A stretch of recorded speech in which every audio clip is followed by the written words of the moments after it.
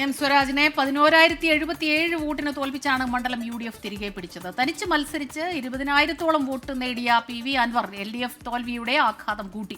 ശക്തി കേന്ദ്രങ്ങളിൽ ഉൾപ്പെടെ LDF പുറകിലായി.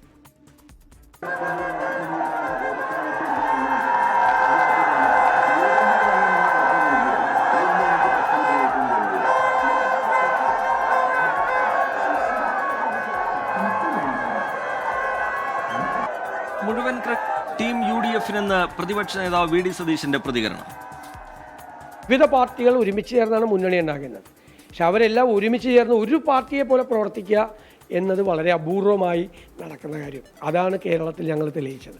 ഈ ടീം UDF ആയിരിക്കും 2026-ൽ 100-ലധികം സീറ്റുമായി അധികാരത്തിൽ വരുന്നത്. ആ ആത്മവിശ്വാസമാണ് ഈ തെരഞ്ഞെടുപ്പ് ഞങ്ങൾക്ക് നൽകിയത്. അതിൽ പ്രവർത്തിക്കാനുള്ള ഇന്ധനമാണ് അവിടുത്തെ ജനങ്ങൾ നൽകിയത്. അപ്പോൾ ചിട്ടയായി പ്രവർത്തിച്ചാൽ വിജയിക്കാൻ പറ്റും. കാരണം ഈ നിലമ്പൂർ കോൺസ്റ്റുവൻസി ഡീലിമിറ്റേഷന് ശേഷം ഭയങ്കര ബുദ്ധിമുട്ടായിരുന്നു.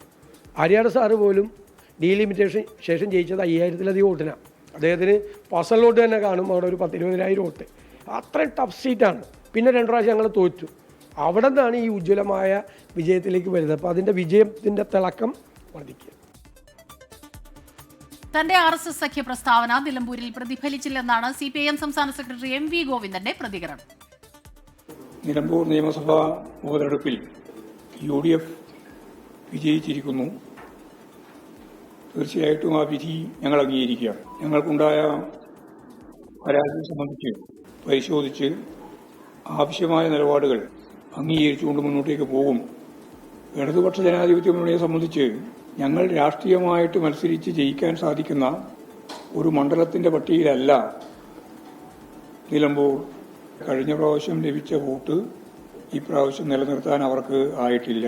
കഴിഞ്ഞ പ്രാവശ്യത്തേക്കാൾ കുറഞ്ഞ വോട്ടാണ് ഈ പ്രാവശ്യം ലഭിച്ചതെങ്കിലും ആ വോട്ടുകൾ തന്നെ ലഭിക്കുന്നത് വർഗീയ ശക്തികളുടെ പിൻബലത്തോടു കൂടിയാണ്.